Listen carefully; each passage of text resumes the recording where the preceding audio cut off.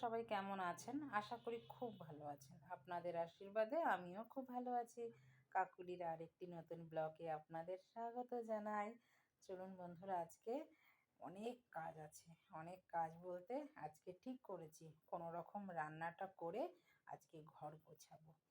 তো কোনো রকম রান্না বলতে দাদা কিন্তু বাজার থেকে নিয়ে চলে এসেছে পাবদা মাছ। পাবদা মাছ আমার মেয়ে তো খুব ভালোবাসে। আপনারা যারা এতদিন ভিডিও আমার দেখছেন তারা তো জানেন আমার ঘরে কি কি মাছ আসে বেশিরভাগটা। তো তার মধ্যে কিন্তু এই পাবদা মাছও একটা। তো পাবদা মাছ কি দিয়ে রান্না করবো একবার ভাবছিলাম যে একটুখানি মাখা মাখা করি।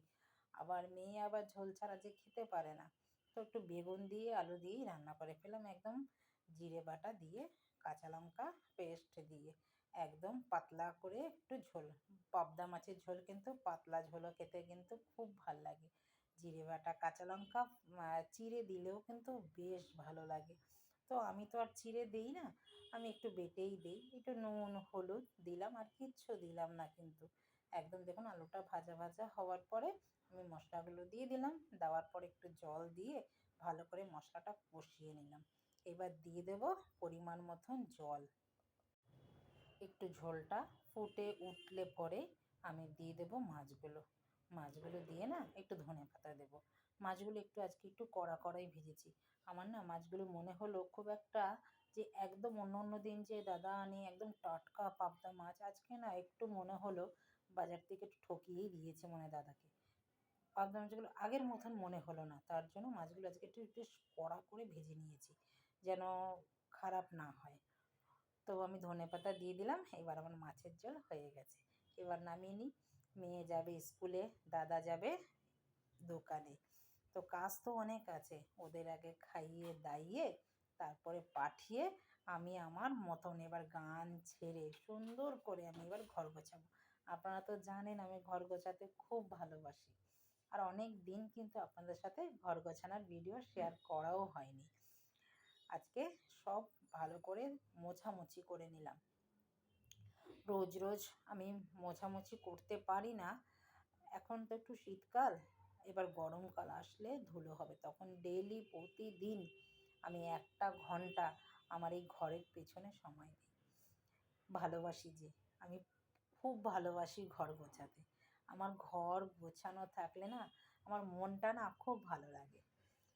সারাদিন একা থাকি তো ঘরে, এই ঘরটার মধ্যেই আমার বেশ সুন্দর করে গুছিয়ে রাখবো নিজের জন্য। অনেকে বলে যে লোক দেখানোর জন্য করি, কিন্তু না, আমি নিজেকে ভালো রাখার জন্য এই ঘর গোছাই জানেন।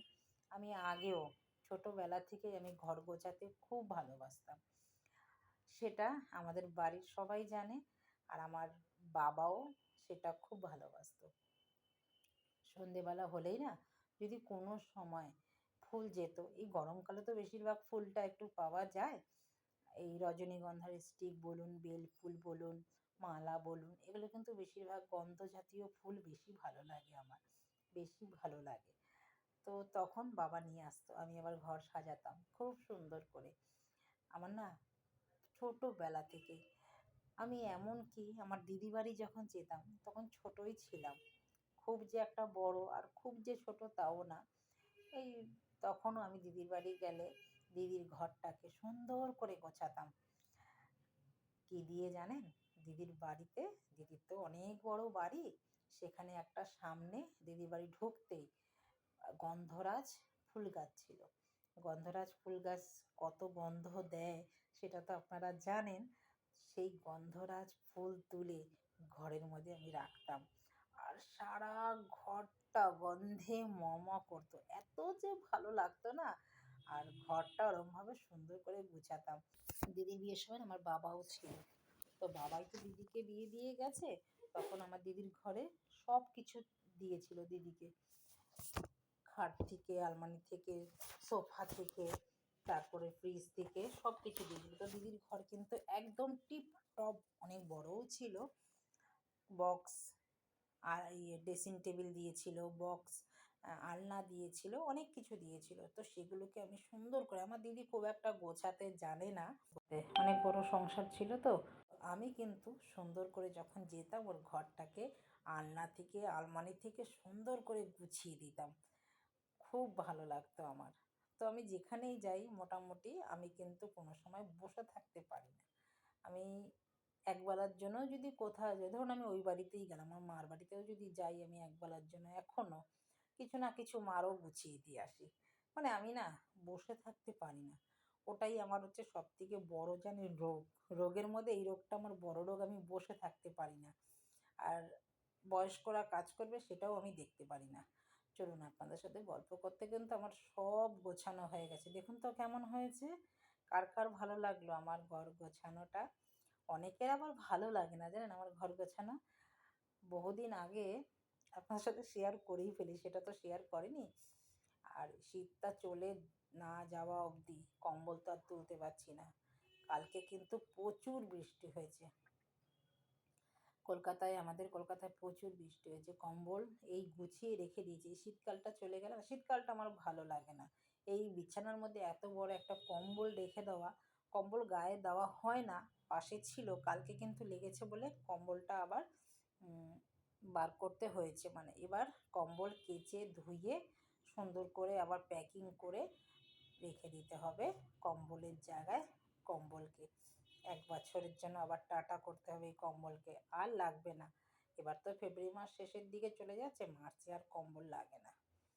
তো হয়ে গেছে আমার সব কাজ। দেখুন আমার লিভিং রুমটাও সুন্দর হয়েছে। এবার খাওয়া-দাওয়া করে বেশ সন্ধে, সন্ধে হয়ে এসছে। মেয়েও স্কুল থেকে চলে এসছে। মেয়েকে টিফিন দিলাম খেতে, আমিও খেলাম। খেয়ে না ভাল লাগছে না। মনটা জানি কেমন লাগছে। কাজের মধ্যে থাকলে মনটাও খুব ভালো লাগে। তো এখন সন্ধেবেলা বের করে নিয়েছি এই আলমারি। কাচের আলমারির সবগুলো বার করে মুছে পরিষ্কার করে আবার গোছাবো। তো ভিডিওটাও বন্ধুরা আমি এখানে রাখছি। দেখা হচ্ছে পরবর্তী ব্লগে। সবাই ভালো থাকবেন, সুস্থ থাকবেন। ভিডিওটা ভালো লাগলে লাইক করে পাশে